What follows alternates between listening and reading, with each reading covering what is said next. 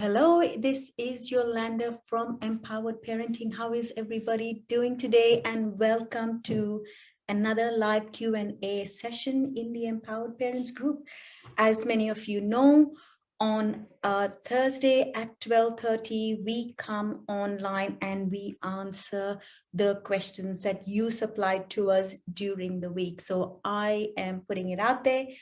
If you have a question that you would like to have answered, if you are feeling stuck in your parenting, on your parenting journey, and you would love to have some support, I am here. I'm here to support you. Do feel free to ask questions. I am also looking at our comments, so feel free to put in a comment here. Share with me what area with your child you are struggling with putting through boundaries. I am here to support you. Tell me what it is that you are finding. Is it bedtime routines? Is it that they don't get off their electronic devices? Is it meal times that they don't support you with, doing dishes and sticking with expectations that you have for them? What about morning time routines? Getting up in time, getting ready for school. For those who are homeschooling, you want your child to have habits that support their learning, where they jump on to a class and are there in time. So share with me, where is it that you are struggling with pushing through, because that will allow me to support you specifically. And until then, I am going to go along with what I've got prepared for you on setting boundaries. So right at the start, I will tell you there's two parts to my teaching today. There's two parts to my answering the question on how to set boundaries with your child. The first part is around strategies on what you can be doing, what you should not do, how to connect, how to express, how to communicate, all of that. But all of that is not possible, and I cannot emphasize enough, it cannot be possible until and unless you are able to be grounded, you are able to be emotionally in alignment with yourself. Because unless and until you are in control of your emotions, you are no longer reacting with your child's behavior. Because what happens when we react, when we get angry, when we feel frustrated, we are triggering emotions within our child and we bring up their defenses too. Then at that point, there is nothing that can be achieved. So our goal in empowered parenting is win-win parenting, and win-win parenting can only happen when the parent has come to a place of reducing their emotional triggers and their emotional charges, which is exactly why I run my program in emotional mastery for parents, which is exactly why my main focus is around taking parents on that 90-minute parenting emotional resilience journey, where I share with them once a month. I run a workshop, a 90-minute parenting workshop, where I share with parents the journey towards their own emotional resilience. It's my 5-stage journey. It begins with the chaos. It begins with observing your reaction and your child's reaction and the clashes that happen, and how our goals are not, our expectations are not met. Moving along that 5-stage journey to a point where we come to our own inner peace and calm, and we support our kids from that space. Such a powerful space to be, guys. You are giving your child the most amazing gift of a parent, when you can be that emotionally resilient parent, supporting your child, not reacting to them, but being able to hold space. As they react, you can be grounded and calm and not be emotionally charged by their behavior, is a very powerful stand to take. So many parents say to me, "Oh, Yolanda, I was calm. I didn't respond." But how were you emotionally and energetically? Our kids are 100% emotion. They feel us, they react to us, and they are tuned to our emotions and our energy more than they are tuned to the words we're saying. So truly powerful stand. If you want to be that parent that wants to take that powerful stand in your home, in your relationships. And guess what? This work that we do with our kids, with the challenges we face with our kids, we take this to our kids. We take this to our partners. We take this to our workspaces. We take this to ourselves. And so many parents that I work with are amazingly living their best life. They are going into new business ventures because they have overcome their own stuff. The challenges that our kids bring up within us are a reflection of the work we need to do within ourselves. Guess what happens when my kids challenge me today? Do you think I get frustrated and annoyed and angry? Just the opposite, guys. I know it sounds crazy, but I'm excited. When my kids bring up stuff in me, I am excited because I get to see what part of me needs to be addressed, what emotion within me needs to be worked on. Where can I go within and nip it in the bud so it doesn't show up in my relationships and it doesn't show up in my own relationship with myself, which is the most important relationship that we can nurture. So we hear this all the time, love yourself, all of this, but how? This is what emotional resilience teaches you. Emotions is the key to a successful life. So let's go into setting boundaries.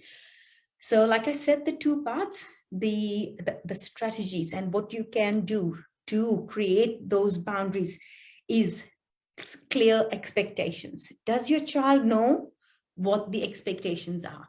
Have you shared this with them at a time when they have been calm and not emotionally charged? So many parents bring up the expectations when things are blowing up, when there's this big clash. Parents are stating, this is what my expectations are of you, and your child retaliates back. Has the goal been achieved? No, it's not the time. Communication at a time when the emotional bank balance with your child is balanced, when your emotional account with your child is balanced, is key. How much time have you spent with your child? Where is that connection? Have you had one-on-one time with them? Have you been completely present with them? Have you listened to them? Have you validated them? Where is your emotional, what's the balance in your emotional account? Check that before you assert yourself. Check that before you put in restrictions. You need to have that balance so your child can be all ears, open, wanting to know what they can do to bring about that balance in their home, and what the expectation is when they feel heard, when they feel validated, when there is that connection. So many parents I come across have no time for that. Their kids have blocked themselves up behind their computer games, in their video games and digital devices. That they have created this world where they block their parents out and there is no time to connect. Just yesterday, I said to a mom, jump onto those games with your child. If you're not able to build connection at any other time, do it where your child has interest. What are your child's interests? Is it only being on the computer? Then say to them, do some research, see what games parents can play with their kids and jump on with them. Use that as a tool and overcome your own stuff around it before. Clear your emotions, hold space for yourself, which is why I run Emotional Mastery. Cannot emphasize enough. It's a 12-week program. This is no quick fix. It is a journey. We get to go within ourselves to come out to the other side where we are free of our own dramas. And this is what we bring to our kids and our partners and all of our relationships. Beautiful. Setting clear expectations is key. Welcome to all of you who have jumped onto this live and watching. My name is Yolanda Alvarez and I am the founder of Empowered Parenting. And I'm here to answer your questions. To share with me, whereabouts in the world are you watching from? Put it in the comment section. I would love to see where my parents are coming from.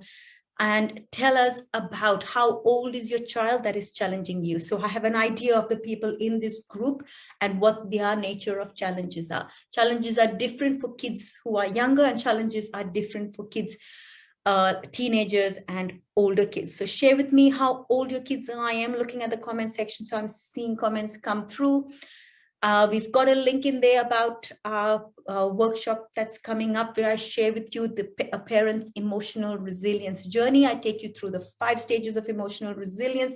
Hello, Kate from the Philippines. Lovely to see you. You always join us. I absolutely love it that you come. Kate is a single mom with 3 gorgeous kids, and I know her well. So share with me, guys. I want to be a part of your parenting journey. I would love to support you in being that parent that your child would absolutely thrive with, because we all here to do the best for our kids, but we are limited by the knowledge that we have.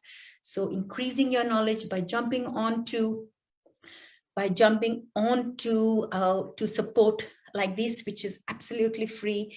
I am offering 3 free tickets to my emotional resilience workshop. Click on the link. It's in the comment section. Click on the link. I'll see you on your emotional mastery journey. Beautiful. So setting clear expectations, communicating them clearly. Communication using love languages is key. Do you know what your child's love language is? So many parents here today are tuning into their own love languages, which is acts of service, and they are trying to serve their kids. They're picking their kids up. They're getting kids, preparing special foods for their kids, doing things for their kids. But your child may just want you to be with them. Are you a parent who is being a parent, or are you a doing parent? Get in touch with what does your child need. Your child's love language might just be quality time. Your child's love language might just be physical touch. So be tuned in, check in. There's an online questionnaire that you can answer. You can do this with your child to know what their love language is and what your love language is. Let your family know what your love language is. My family knows that my love language is acts of service. So when they find that I'm tired or I'm run down, I come home to a clean home. I come home to a meal prepared. I come home to a laundry done, because my kids know exactly what it is that it takes to bring me back. And I know exactly what they need when they are struggling, because we understand each other's love languages. Such a powerful space to hold and meet each other's core inner needs. So communicating clearly with a clear understanding of love languages is key. Next is choices. Let your child know what choices they have, not just you do this or nothing else. Give them choices.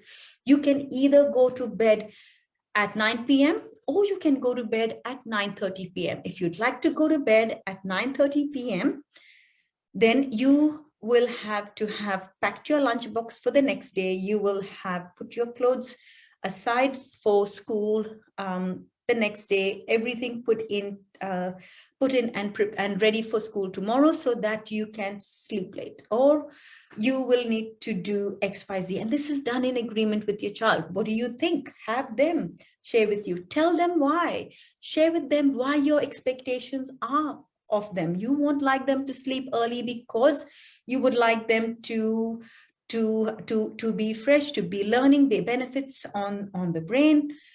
Share with them what that is, and get them to share with you what they think might be the right thing. So as you share what the problem you're trying to solve by setting this boundary, you give them an opportunity to solve the problem with you.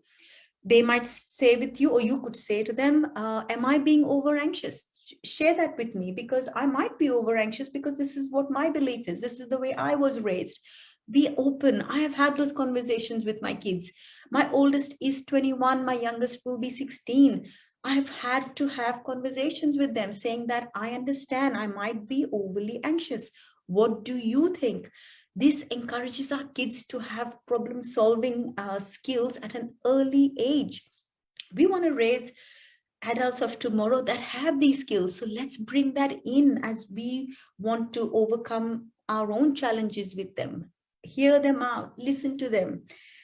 Have choices and have consequences to the choices that you stick to. I cannot emphasize. Parents will tell their kids, I'll be back in your room in 10 minutes and I want to see you in bed by then. And guess what? The parent's gone off, watching a TV program, scrolling on their phone. They come in half an hour later and they yell. They said, I said 10 minutes, it's now half an hour and you haven't done what I have asked you to do. Well, guess what? You haven't stuck by what you said you would do. Your child would have looked at it at 10 minutes and said, hey, my mom and dad aren't even keeping to their own part of things. So why would they aren't taking what they are asking me to do seriously? So why should I take them seriously? So let's get on clue. Let's be there for our kids and let's be committed. Let's be committed to what we want, to the consequence that we have set for our kids, so that we can be that parent that our child so needs. Our child needs boundaries. They may not want it, but they need it. Having boundaries gives them the safety. That gives them that safety, that sense of security in a home that has structure. So as much as they resist it, they need it, and they thrive in a home that has boundaries. So don't hold back. Hey, Amy, good to see you here. Wonderful girl. Thank you for watching in. Share with us, what is your challenge, lovely girl? Let us know. Let us support you, because that's what we do here. We are here about supporting parents. You are not alone on your journey. Come join my emotional resilience program that is happening this Saturday. It runs just once a month. I'm offering 3 free tickets to jump onto my parenting workshop, where I share with you what your emotional resilience journey is. So I look forward to seeing you there, guys. Love you all. Thank you. If you found this helpful, give me a thumbs up, and I will be really happy to see that this is of value to you. I jump on here every Thursday at 12:30 for my live parenting Q&A. Come and share with us what your challenge is so we can support you. Love you all. Bye.